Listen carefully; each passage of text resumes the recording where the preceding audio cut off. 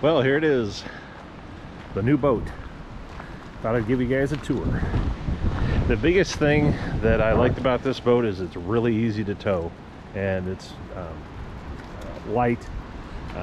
The Jeep pulls it no problem, and with all the lakes around here, I'm really eager to get out and explore them.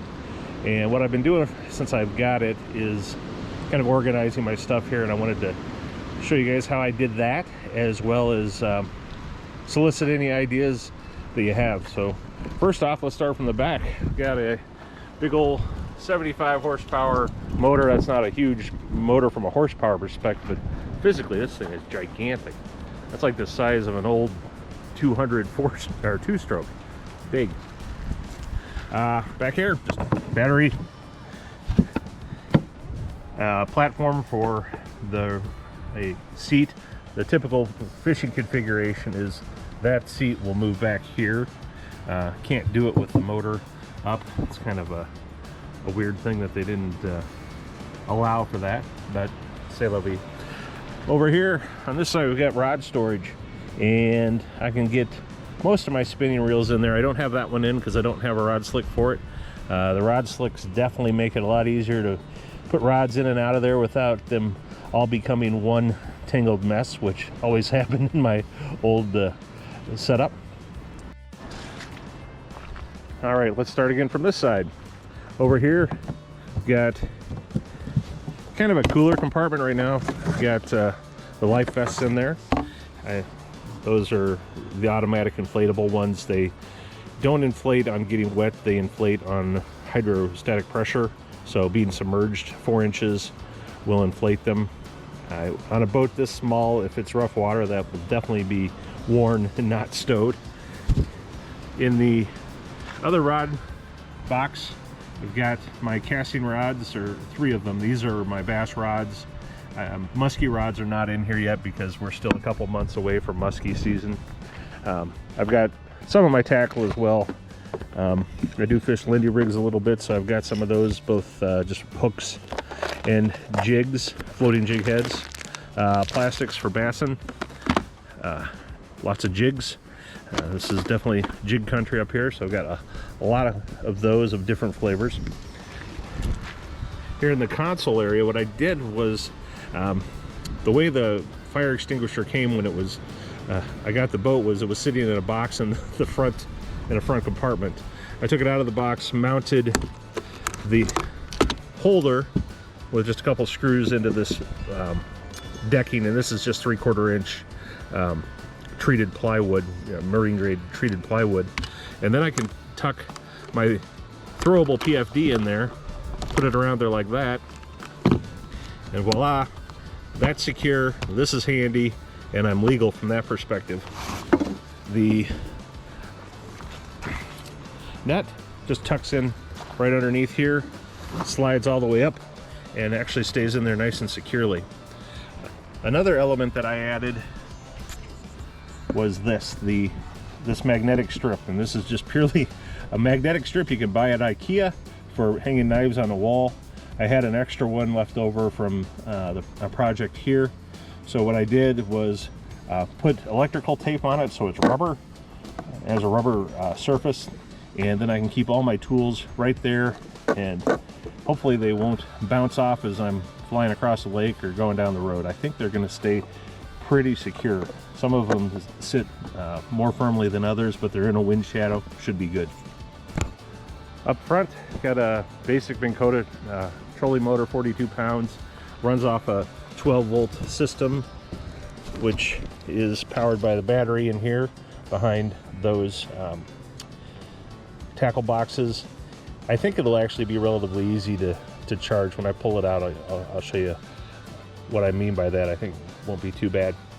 So this seat will probably just live up here. That'll be where I fish from a lot of the time, and then guests will fish in the back. So here in the console, you can see we've got this basic hook to dip finder from Lowrance. It's okay. I'm gonna leave it, but I'm going to put another Humminbird Helix 7 here, And that one will have GPS and mapping as well as side view. So I expect that one to show up probably Wednesday, but this one will probably always stay on side view and mapping if I need it. This will just be depth under the boat.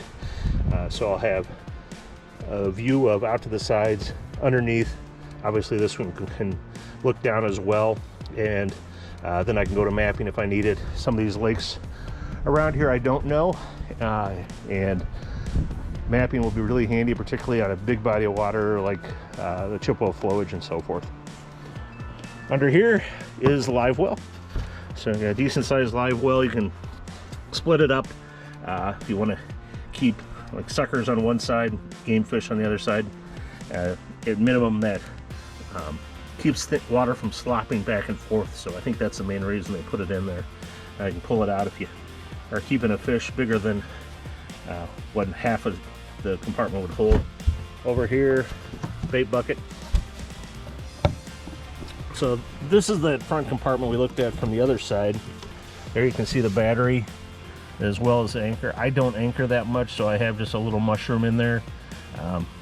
I think if I were going to dive off of the boat, which I did plan to do some scuba diving off of it, I would bring a bigger anchor just to make sure it doesn't take off. But generally if I'm fishing, I'm drifting or under the control of the trolling motor. Slip bobber fishing would be about the only time I would probably drop the hook, and that's I actually think a lot of times I will actually drift slowly when I do that. So from a storage perspective, it's not huge. It does have a place to keep a tackle box here, and then this little storage compartment back here, which I've got some bass spinners in right now. I can put some more stuff. I'm really playing around with where I'm going to put all the tackle, but the key thing I wanted to make sure was I could be legal from a PFD perspective, as well as get all my tackle so everything can be secure for going across the lake or down the road, not having to worry about stuff blowing out. And I think I've achieved that.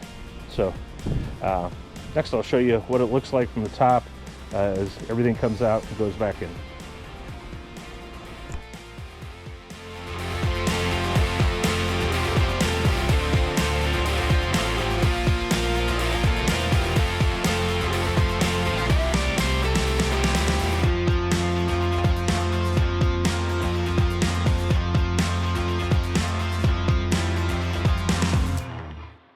Well, that's going to do it for this video. The next one I'm going to do will be Fishing 101.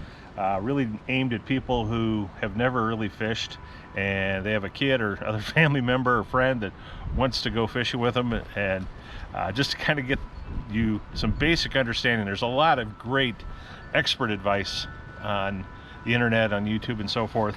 This is going to be designed for folks who really just don't have any background with it, so they can be comfortable with what are basic tackle setups and kind of approaches to fishing. So that'll be the next video. Hopefully get that one out yet this week. Thanks for watching. Bye.